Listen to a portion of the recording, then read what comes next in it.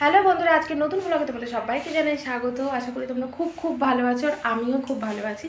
আজকে দেখো আমার রান্নাঘরটা একদম ছড়ানো। আমার এটা রান্নাঘরই না, এটা বেডরুমের ভেতরেই আমি রান্না করি।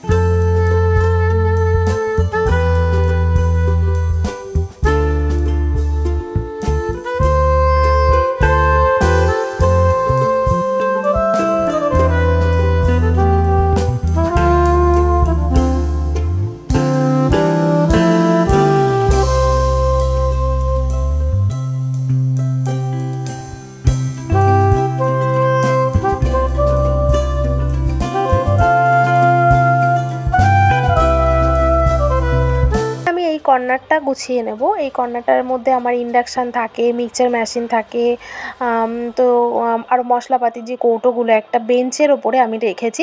তো বেঞ্চটা না আমি প্রথমে বুঝতে পারিনি, বেঞ্চটা দেখছি একটু তেলচিটে হয়ে যাচ্ছে। তো এগুলো করে মুছে যদি আমি পেপার পেতে দিই, তাতে করে গিয়ে যে তেল চিটচিটে ব্যাপারটা একটু কমবে। সেজন্য পেপারটা আবার মাসে একদিন চেঞ্জ করে দিলে সেটাও একটু পরিষ্কার বেশি ভালো হয় আর কি। তো সেই জন্য আমি বেঞ্চের ওপরে একটু পেপার পেতে দিলাম, দিয়ে সমস্ত কোটোকাটাগুলো মুছে নিয়ে, যেহেতু আমার ওপরে কিচেনটা হচ্ছে, রেডি হয়নি এখনও, সেহেতু আমি এখানেই রান্না করি। এই ঘরে শুই না, আমার বেডরুম আলাদাই আছে, কিন্তু এই বেডরুমের মধ্যে একটা খাট যেহেতু রয়েছে, সেহেতু এখানেই আমি রান্নাবান্না করি। তো দেখো আমার মশলাপাতি এইগুলো প্রত্যেকটা জিনিসই আমি একটু ঢেকে ঢেকে ইউজ করি, যেহেতু এখানে আসবাবপত্রগুলোও রয়েছে। যেমন দেখো খাটের আমি যে কাঠের যে শোগুলো থাকে সেগুলো আমি বিছনা চাদর দিয়ে ঢেকে দিয়েছি, কারণ প্রত্যেকটা জিনিসই আমার খুব তেলচিটে হয়ে যাচ্ছে। যেহেতু আমার এই রান্নাঘরের মধ্যে তো কারোর বেড থাকে না, বিছানাটা থাকে না, বিছানাটাও রয়েছে, সেজন্য একটু কেয়ার করে আমাকে চলতে হচ্ছে। তো যাই হোক, ওপরের কাজ চলছে, হয়তো 2-3 মাস কি 4 মাসের মধ্যে হয়েও যাবে। দেখি কতদিনের মধ্যে হয়, তোমাদেরকে দেখাবো যখন নতুন রান্নাঘরে আমি যাব। তো দেখো, আর মিক্সচার মেশিনটাকেও আমি ঢেকে দিয়েছি। আর আমার এই বাসনের ঝাঁকাটা রাখার কোথাও জায়গা নেই, আমার বিছনার পরেই রাখতে হচ্ছে।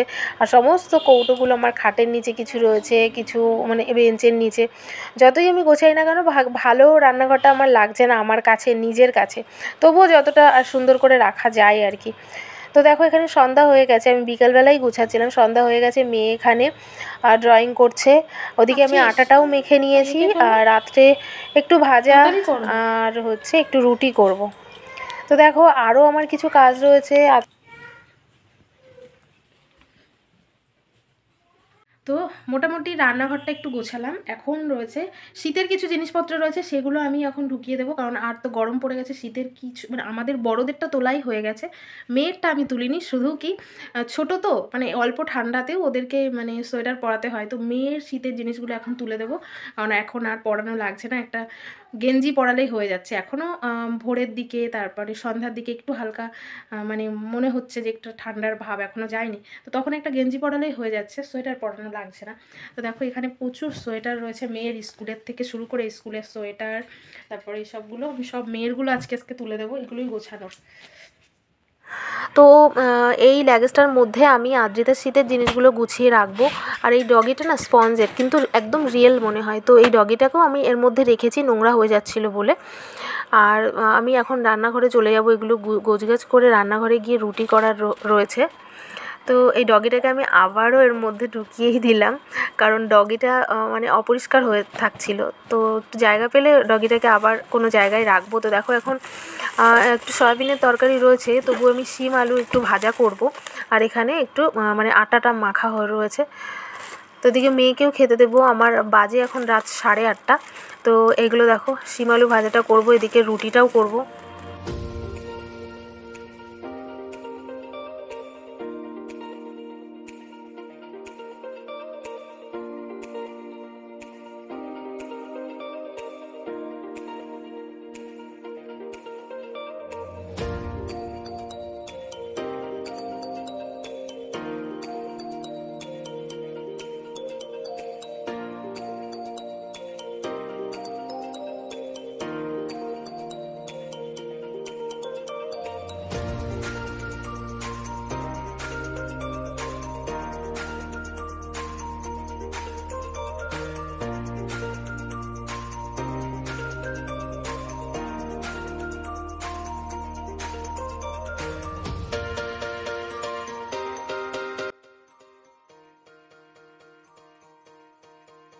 গুড ইভিনিং বন্ধুরা, তোমরা অনেক অনেক ভালো আছো। অনেক দিন আমি তোমাদের সাথে কোনো কথা বলি না, অনেক দিন আমি ব্লগ ভিডিও দিই না।